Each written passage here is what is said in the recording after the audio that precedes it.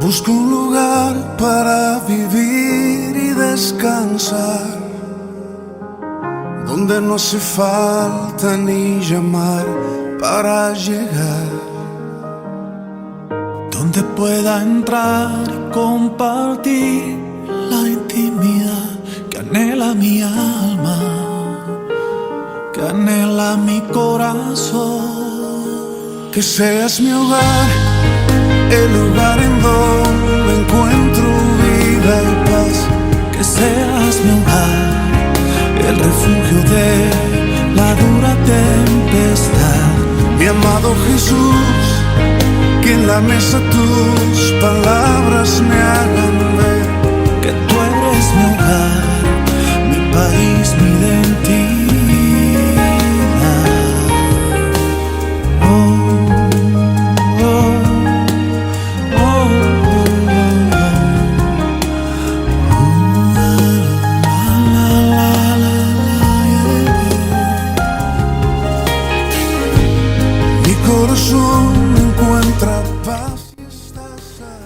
Muy buenos días, estimados hermanos. Les saludamos en el nombre del Señor. Nuestro mejor deseo es que estén siempre disfrutando de las bendiciones de nuestro Padre Celestial. En esta ocasión tenemos el privilegio de llevarles un momento de adoración, un momento de meditación de la palabra del Señor. Queremos comenzar este programa con el deseo de que sea de bendición y de mucho provecho para su vida espiritual.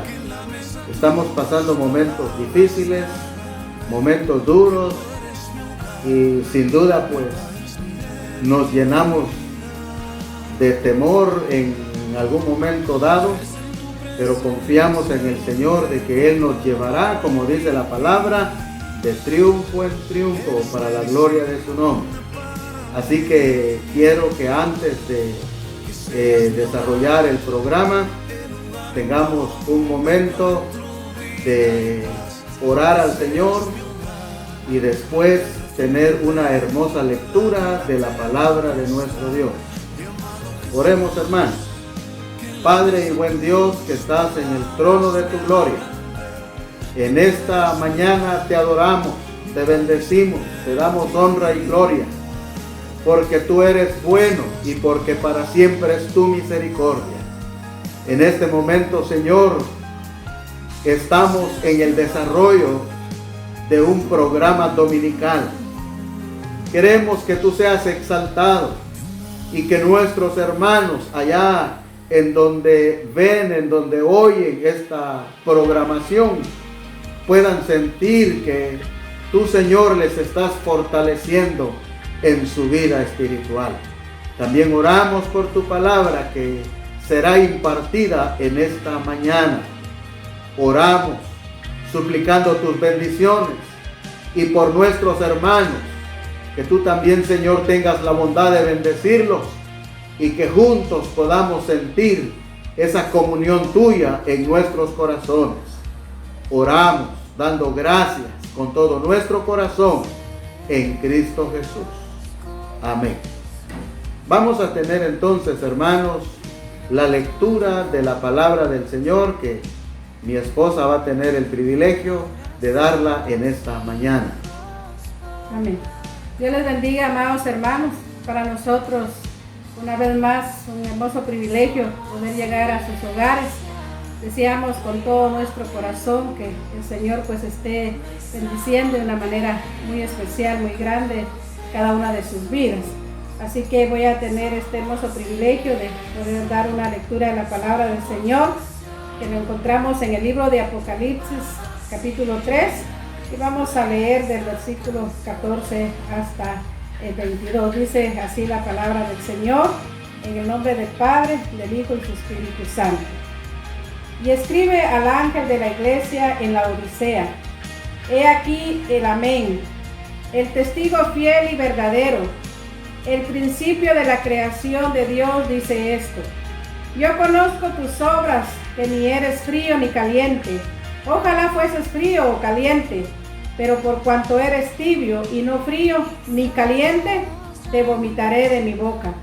Porque tú dices, yo soy rico y me he enriquecido, y de ninguna cosa tengo necesidad, y no sabes que tú eres un desventurado, miserable, pobre, ciego y desnudo.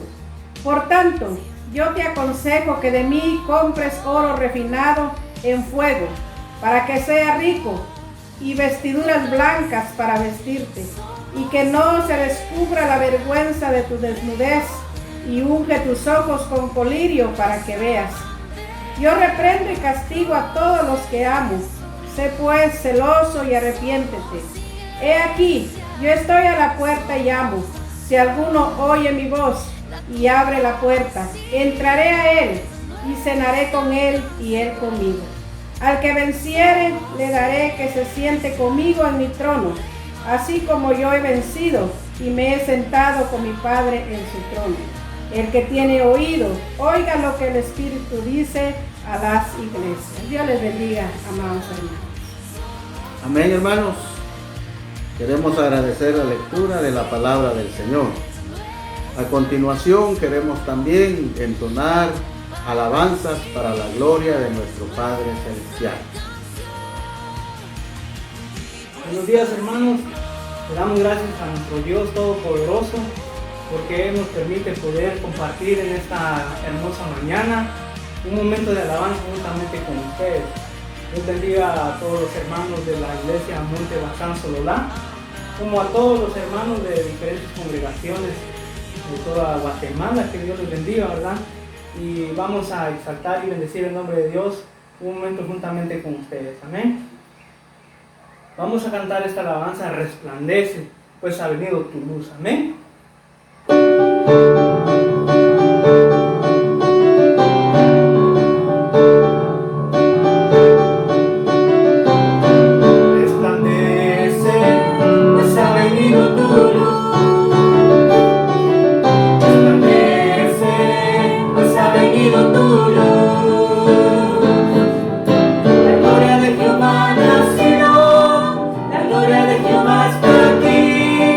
La gloria de Jehová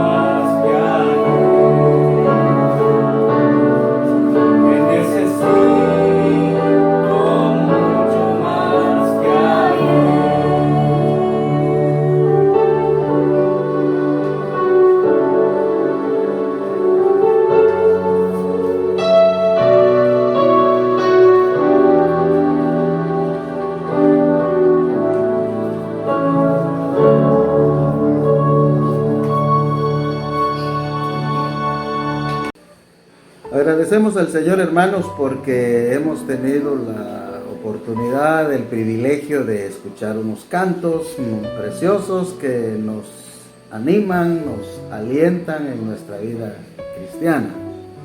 Quiero agradecer también, hermanos, la nueva oportunidad que me da de poder llegar con este mensaje de la palabra del Señor. La verdad es que estamos viviendo tiempos de angustia a nivel nacional, no podemos negarlo. Y todo lo que ocurre a nuestro alrededor no deja de preocuparnos. Estamos viendo situaciones bien difíciles en diferentes lugares de nuestra querida Guatemala y en diferentes partes de la tierra. Sin embargo, hermanos, no podemos nosotros dejar de leer y aprender de la palabra de nuestro Dios. Siempre hay un motivo, una razón para poder acercarnos a la Sagrada Escritura y poder tomar de ella para nuestro bien espiritual. Por eso es que en esta ocasión, en esta enseñanza dominical, me corresponde nuevamente ir a las cartas que tenemos en el libro de Apocalipsis. Y una de las cartas finales que me toca meditar con ustedes es la carta que el Señor envió a la iglesia de Laodicea. Hay muchas enseñanzas que aprender de esta carta, hermanos. Y yo quiero tomar las cosas más importantes que tenemos ahí. Ya en la lectura inicial leímos la carta que está dirigida a la iglesia de Laodicea. Pero yo quiero nuevamente, hermano, volver a llevarlos a esta parte de la Sagrada Escritura para que no olvidemos el contenido de la carta enviada a la iglesia de Laodicea. Por lo tanto, quiero invitarlos, si es posible para usted, ahí leer la Sagrada Escritura. Y si no, pues escuchar lo que dice Dios a través de esta hermosa carta. Dice la palabra del Señor de esta manera, hermanos. Y escribe al ángel de la iglesia en Laodicea: he aquí el amén, el testigo fiel y verdadero, el principio de la creación de Dios, dice esto: yo conozco tus obras, que ni eres frío ni caliente.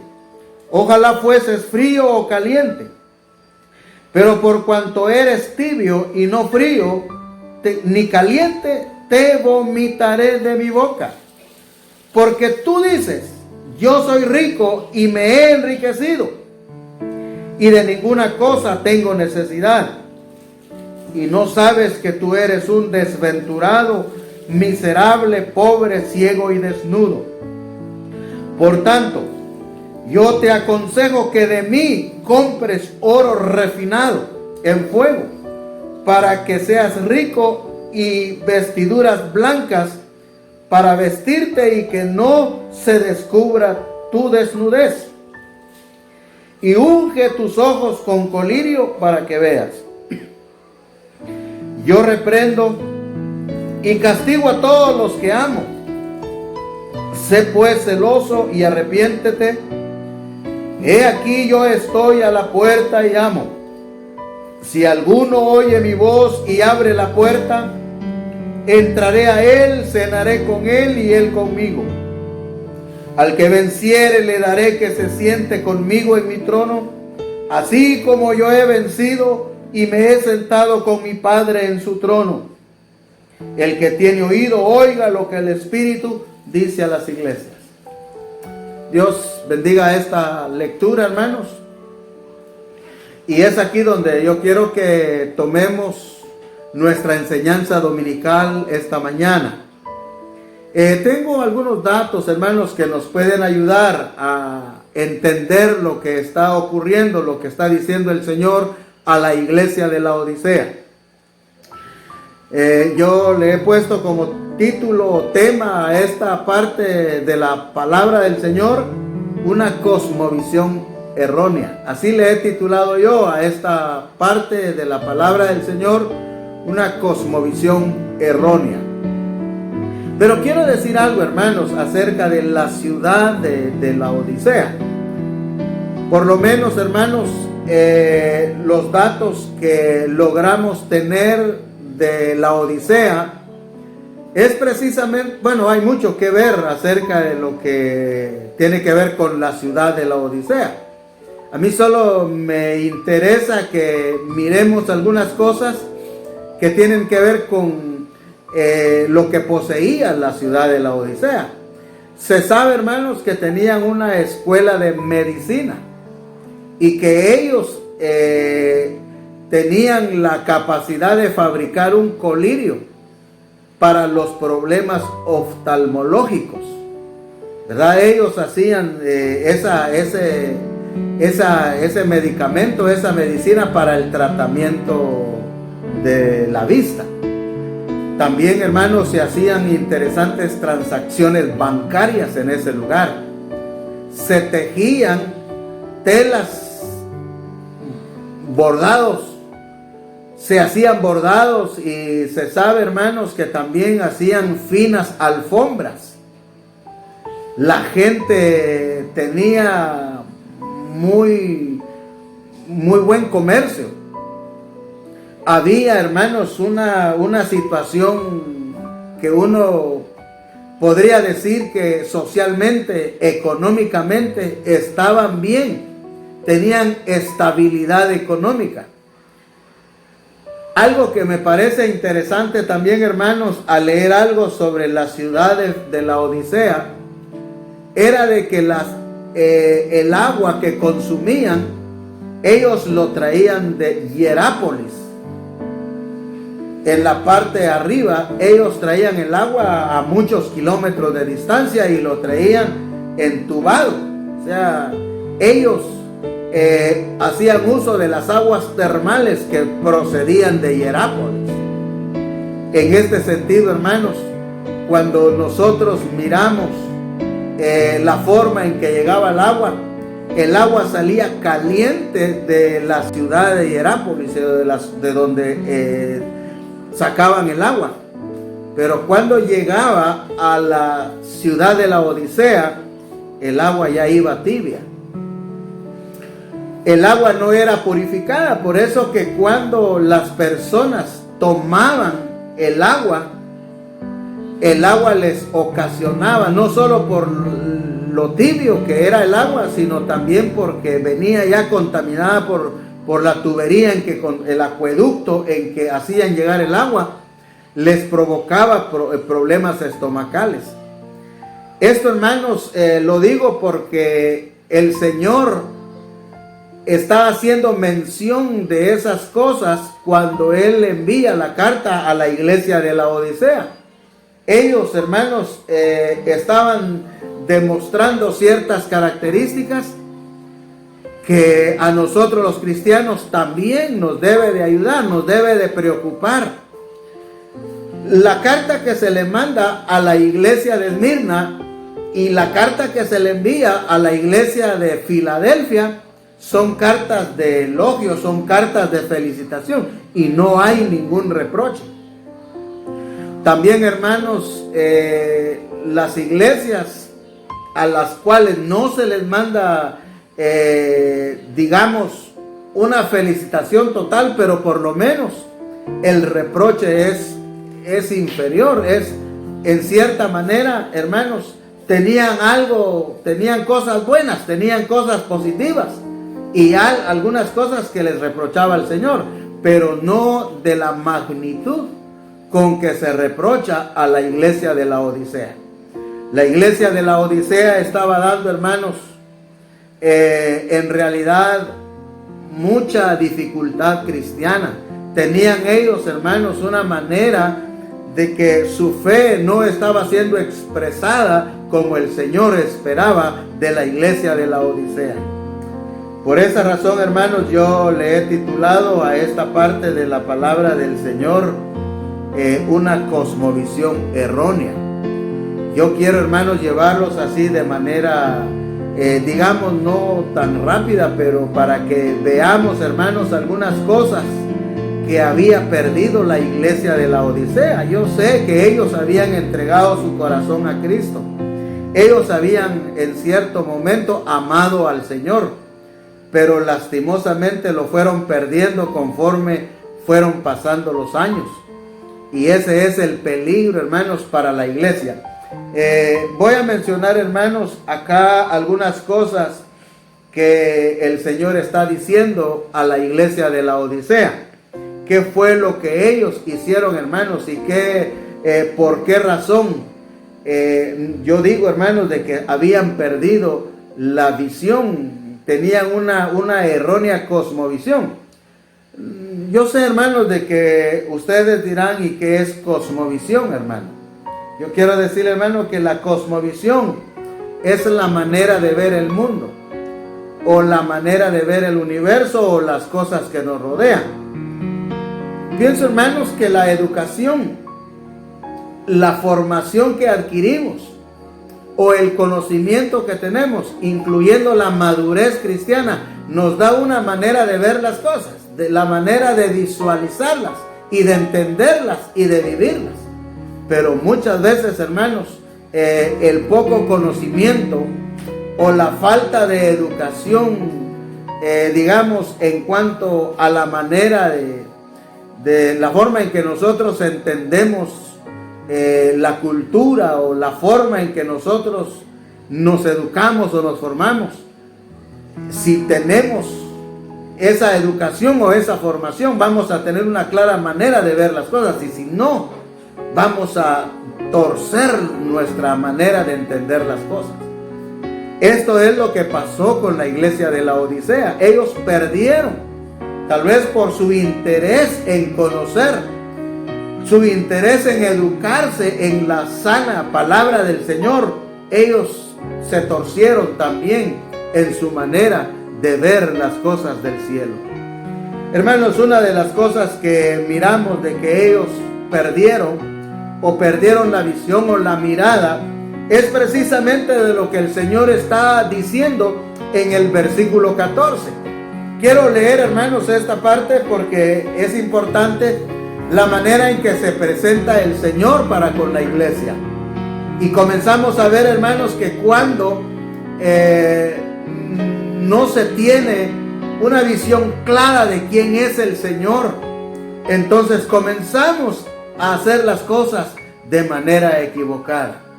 Voy a leer, hermanos, porque aquí se mencionan tres características de nuestro Señor. Dice la palabra: y escribe al ángel de la iglesia en la Odisea, he aquí el amén, el testigo fiel y verdadero, el principio de la creación de Dios, dice esto. hay, hermanos, algunas características que es importante que nosotros miremos.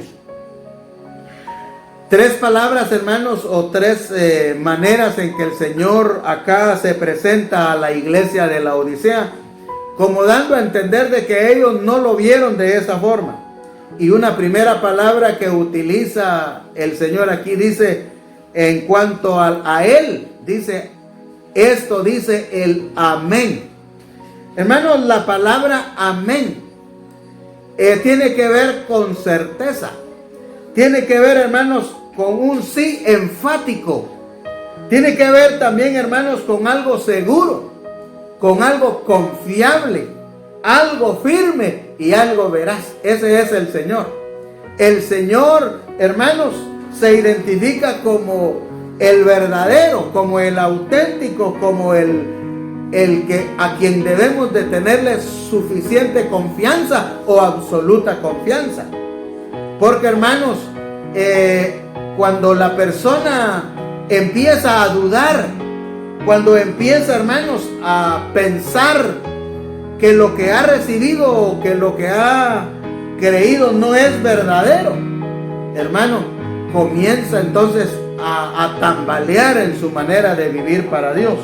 Por eso el Señor, hermanos, aquí está diciendo que Él es el amén. También, hermanos, cuando nosotros leemos la Biblia encontramos muchas veces que Él dice, de cierto os digo. Esa es una manera también de entender el amén, la verdad que Él quiere resaltar.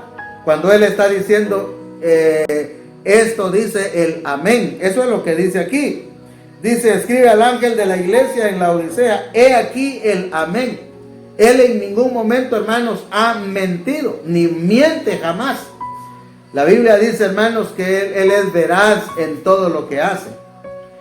También, hermanos, la Biblia dice acá, la palabra del Señor, que Él es fiel y verdadero. Hermanos, cuando pensamos en esta expresión de que Él es fiel y verdadero, tiene que ver, hermanos, de que cuando tenemos dos versículos, que yo quiero que lo veamos de acuerdo a lo que la palabra del Señor dice. En Apocalipsis 1:9 se hace referencia de Él como el verdadero también, como el fiel y verdadero.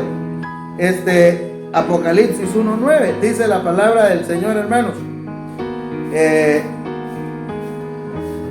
Yo, Juan, vuestro hermano y copartícipe vuestro en la tribulación, en el reino y en la paciencia de Jesucristo, estaba en la isla llamada Patmos por causa de la palabra de Dios y el testimonio de Jesucristo. Esto, hermanos, cuando se habla de el fiel y verdadero, se habla de que Él es el testigo fiel. Pero también, hermanos, en el capítulo 19 y versículo 11, esta palabra, hermanos, nos traerá a nosotros el recuerdo de lo que significa ser fiel y verdadero en cuanto a nuestro Señor.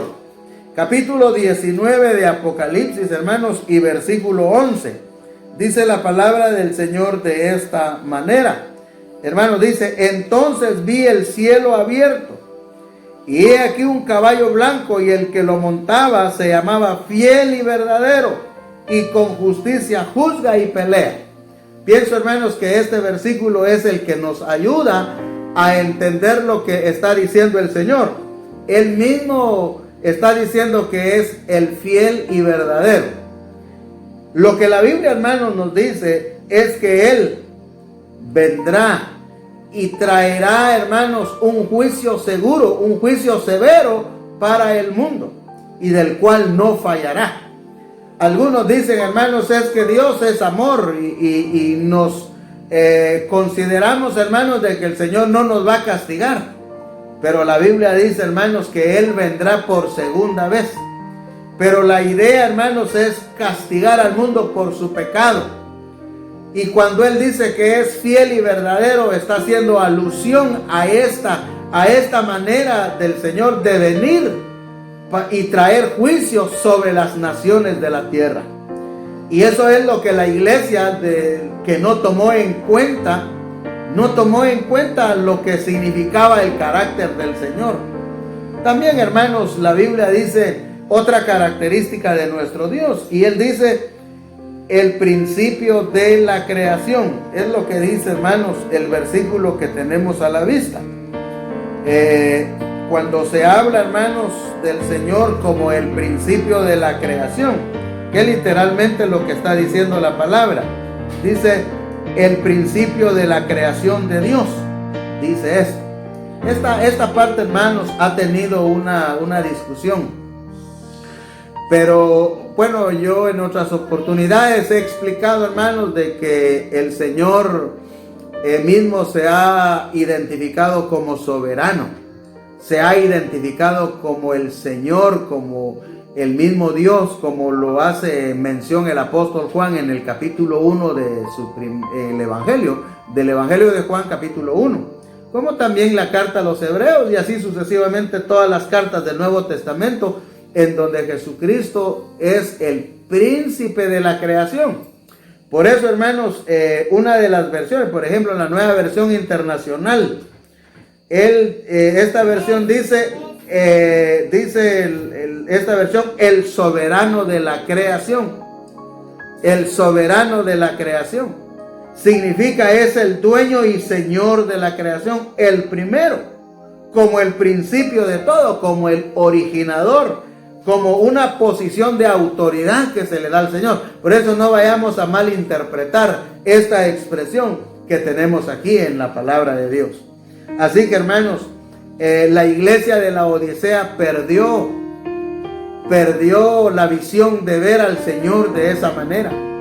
Tal vez el poco conocimiento de la palabra les hizo olvidar estas cosas y ellos no se apropiaron de estas verdades eternas y por lo tanto comenzaron a declinar en su vida espiritual hasta el punto, hermanos, de que el Señor mismo dice que ellos están en realidad en una condición totalmente lamentable. Lo que yo quiero, hermanos, que miremos es precisamente lo que tiene que ver con la segunda parte. La primera parte es que ellos dejaron de visualizar de manera correcta a su Señor. Y eso les hizo, hermanos, llegar a un estado de tremenda calamidad espiritual lamentable. También, hermanos, lo otro que se quiere resaltar en esta parte es que ellos perdieron los valores eternos. Es lo que yo digo, lo que yo veo acá. Y en el versículo 15, hermanos, está el reproche. Está lo que el Señor le dice a la iglesia. Habían llegado a un estado, hermanos, de tristeza espiritual, que el Señor no ve nada bueno, no ve nada exitoso en la iglesia. Ellos habían perdido todo. Dice la palabra del Señor en el versículo 15: yo conozco tus obras, que ni eres frío ni caliente. Ojalá fueses frío o caliente. Hermanos, acá es donde a nosotros nos parece importante lo que el Señor dice acerca de la iglesia de la Odisea. El agua que ellos estaban, el agua tibia, hermanos, que consumían los laodicenses, en realidad, hermanos, les ocasionaba malestar estomacal por los parásitos que traía el agua y porque, hermano, si alguien se toma su vaso de agua fría, siente una satisfacción. Pero si alguien toma un vaso de agua tibia, hermanos, en realidad le provoca vómito por el malestar estomacal. Entonces, el Señor está diciendo a la iglesia de la Odisea: ustedes están expresando una vida como el agua tibia que está llegando a ustedes y están bebiendo esa agua. A mí me parece también, hermanos, que el Señor dice, al ver la condición espiritual de la iglesia de la Odisea, y Él dice de manera clara que ni eres frío ni caliente. Hermanos, es interesante que nosotros miremos, hermanos, cómo la palabra del Señor en este versículo les está diciendo a ellos que el estado espiritual le estaba provocando al Señor vómito, le estaba provocando el deseo de vomitarlos. Aún no, todavía no llega a este punto, Porque, hermanos, la paciencia del Señor y la misericordia está en juego en esto. Que la actitud o las actitudes de la iglesia habían llegado a tal grado, hermanos, que el Señor estaba a punto de vomitarlos. Es triste, hermanos. Ahora, cuando el Señor, hermanos, habla acerca de esta tibieza espiritual, está hablando, hermanos, acerca de lo que ellos en realidad estaban viviendo. Estaban llevando una vida, yo diría, hermanos, una vida ambigua o de dos caras. En otras palabras, hermanos, llevaban el nombre de cristianos, llevaban el nombre de evangélicos, si queremos decirlo así, hermanos, pero al mismo tiempo estaban condescendiendo con las cosas del mundo. Estaban llevando, hermanos, una vida que no era satisfactoria a los ojos del Señor. Ellos no estaban definidos. Por eso el Señor les dice: yo preferiría que ustedes llevaran una vida fría o una vida caliente o efervescente.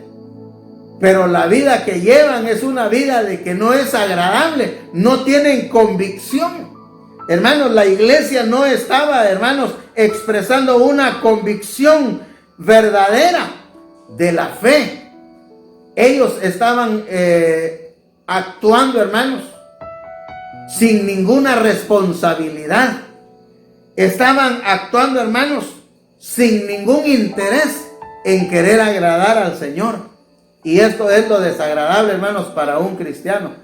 Cuando el creyente, hermanos, no visualiza bien a su Señor, entonces quiere estar en la iglesia y al mismo tiempo quiere vivir como lleva la vida la gente que no conoce a Dios. Y estas dos cosas no se puede llevar la vida cristiana así. Más bien, hermanos, la Biblia nos dice a través de esta carta que el creyente debe estar definido, debe estar firme. Por eso el Señor dice: he aquí el amén. Cuando se habla del amén, hermanos, quiere decir así es. Es una confirmación, es una entrega.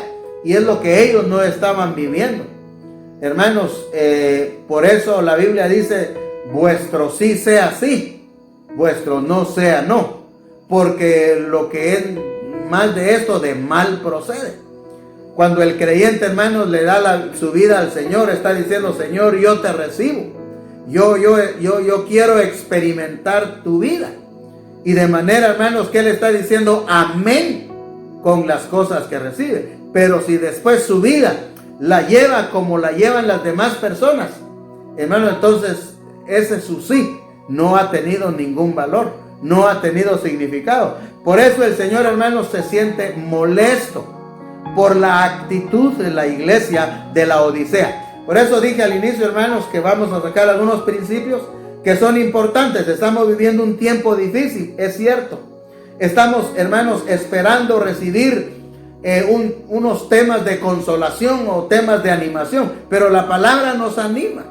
La palabra, hermanos, nos quiere decir a nosotros que estos tiempos demandan que no llevemos una vida de tibieza, una vida de actuar como nosotros queremos, que tomemos ya seriedad, porque los tiempos son difíciles. Hermanos, mientras yo leía esta parte, yo me ponía a pensar en que los historicistas podrían tener razón en lo que dicen, porque dice que cada iglesia que tenemos en Apocalipsis representa una etapa de la historia de la iglesia hasta donde vamos.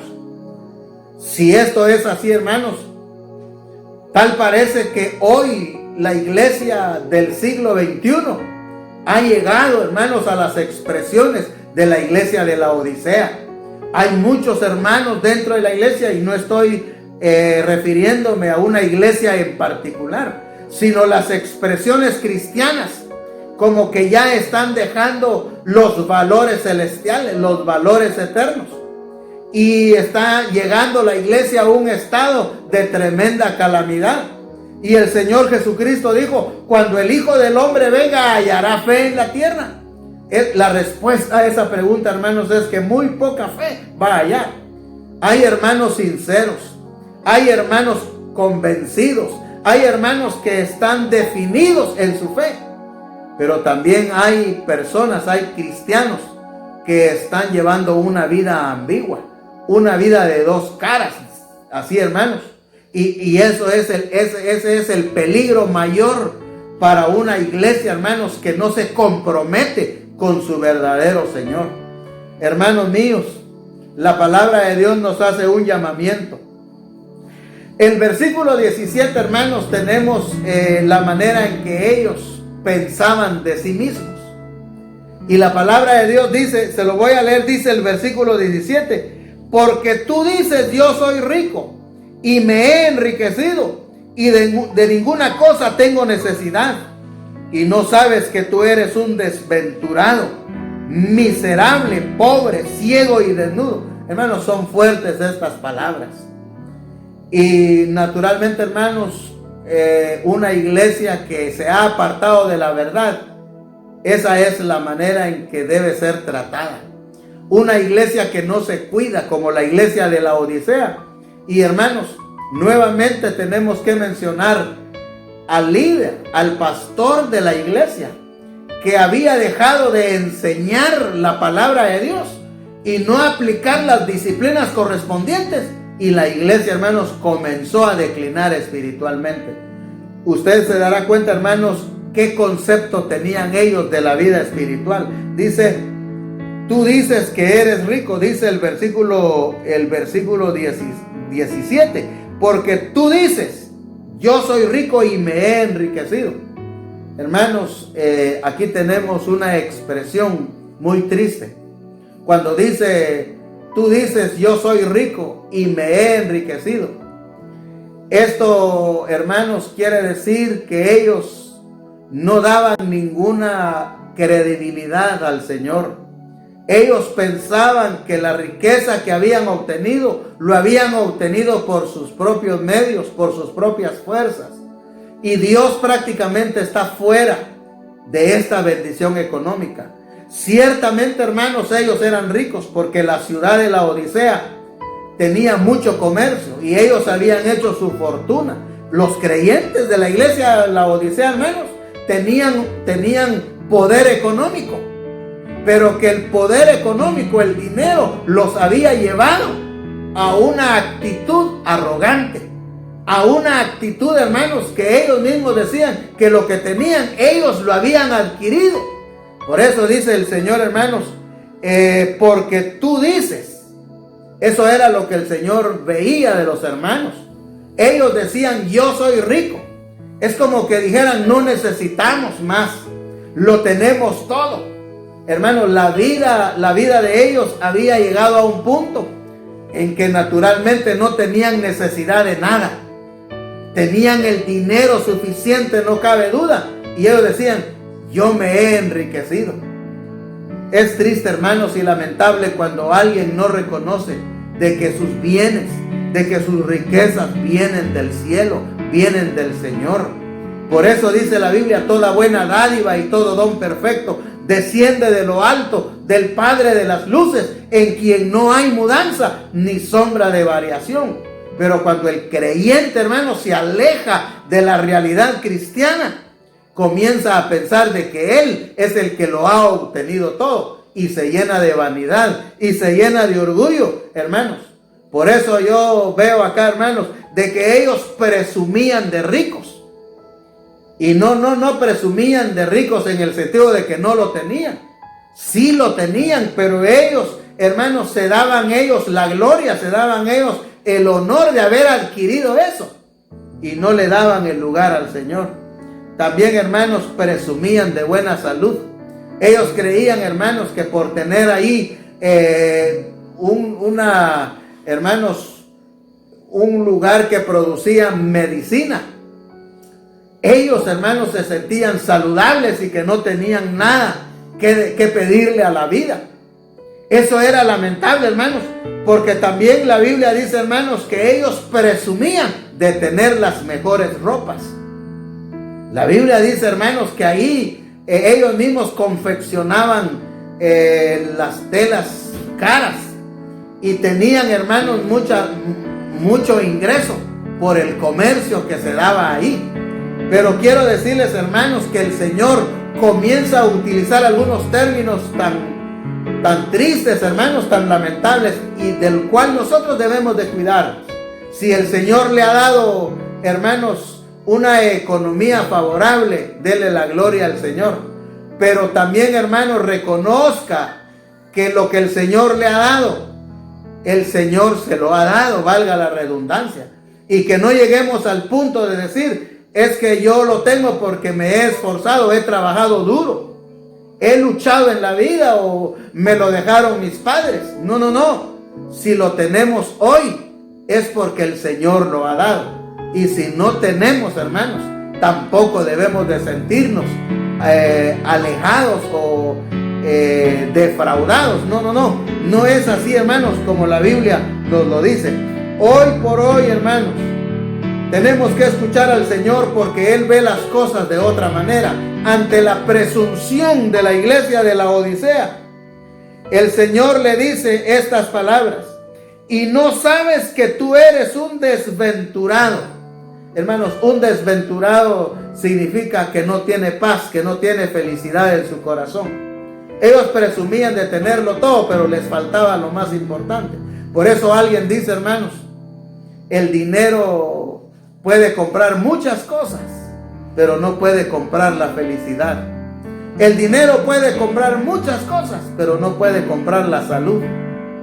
Puede, hermanos, el dinero comprar una buena casa, un buen automóvil, puede comprar cosas así materiales, pero no puede conseguir la paz, la tranquilidad y la felicidad. Por eso el Señor le dice a la iglesia: eres un desventurado, o sea, eres infeliz, en otras palabras. El Señor lo sabía y el Señor lo sabe, que el dinero que poseían a ellos no tenían la felicidad que en realidad deberían de tener. Por eso el Señor le dice: tú eres un desventurado, pero también le dice: eres un miserable. Hermanos, la palabra miserable es algo así como, en realidad, el poco deseo de compartir, la poca capacidad de dar, de ayudar al que no tiene. Eran ellos tan miserables en el sentido de que lo tenían. De manera que las palabras que utiliza el Señor aquí son palabras fuertes, hermanos. Dice, hermanos, acá la Biblia, y que dice el versículo 17 que estoy leyendo: porque tú dices, yo soy rico y me he enriquecido y de ninguna cosa tengo necesidad, y no sabes que tú eres un desventurado, miserable, pobre. Hermanos, estas son las características. Habían llegado a una riqueza material, habían adquirido fortunas, pero espiritualmente, hermanos, habían llegado a una tremenda pobreza, a una tremenda necesidad. Y no solo eso, el Señor le dice: tú eres ciego y desnudo. Hermanos, aquí la ceguera espiritual, ahí podían producir el colirio para los problemas oftalmológicos, para el problema de la vista, pero en lo espiritual ellos eran ciegos, no veían. Por eso es que yo le titulé a este mensaje Cosmovisión Errónea. Ellos estaban viendo de manera equivocada, y se debe, hermanos, a que no habían tenido ni siquiera el deseo de interesarse por su vida cristiana, por su vida espiritual. Aquí también, hermanos, en el versículo 18, el Señor les habla, les dice lo que ellos, el Señor quiere que hagan. Han llegado a un nivel, hermanos, que el Señor mismo les dice que andan desnudos. Andar desnudo, hermanos, es la más humillante condición. Ante la gente ellos reflejaban belleza, reflejaban bienestar, pero delante del Señor ellos estaban desposeídos y habían llegado a un estado humillante, que el Señor mismo les dice: ustedes están desnudos delante de mí. Por tanto, dice el versículo 18, por tanto yo te aconsejo que de mí compres oro refinado en fuego, para que seas rico y vestiduras blancas para vestirte y que no se descubra la vergüenza de tu desnudez, y unge tus ojos con colirio para que veas. Está mencionando aquí, hermanos, el oro refinado. El oro rústico no tiene la brillantez que tiene el oro que ya ha pasado por el proceso del fuego.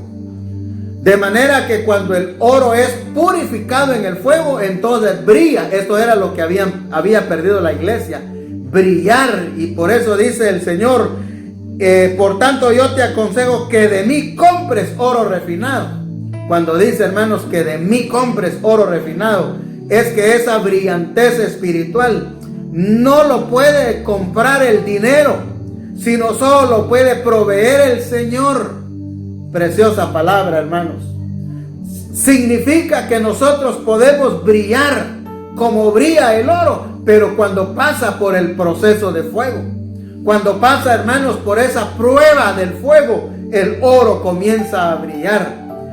Hermanos, cuando los hermanos de la Odisea no querían sufrir, no querían pasar por el fuego de la prueba, como lo dice el apóstol Pedro. Sin embargo, hermanos, el Señor dice, compren de mí oro refinado. Yo quiero que ustedes brillen como el oro. Yo quiero, hermanos, que ustedes miren lo que también dice la palabra del Señor. Dice nuestro Dios, y vestiduras blancas. Esto tiene que ver con la conducta de la iglesia. Pero también dice, y unge tus ojos con colirio para que veas. Hermanos, el colirio aquí, hermanos, no tiene que ver con algo físico, sino el colirio tiene que ver, hermanos, con esa fuente que nos alumbra los ojos. Dice la Biblia, ¿con qué limpiará el joven su camino? Con guardar tu palabra. Es la Biblia, hermanos, que nos abre los ojos. Es el poder del Espíritu Santo, su unción preciosa, que nos ayuda a que abramos los ojos y que podamos ver la realidad y no tener una falsa cosmovisión en cuanto a la vida cristiana, nuestra fe. Quiero ir, hermanos, finalizando con un versículo que es muy importante, y con esto miramos lo que está ocurriendo con la iglesia de la Odisea. El versículo 20 dice, he aquí yo estoy a la puerta y llamo. Si alguno oye mi voz y abre la puerta, entraré a él y cenaré con él y él conmigo.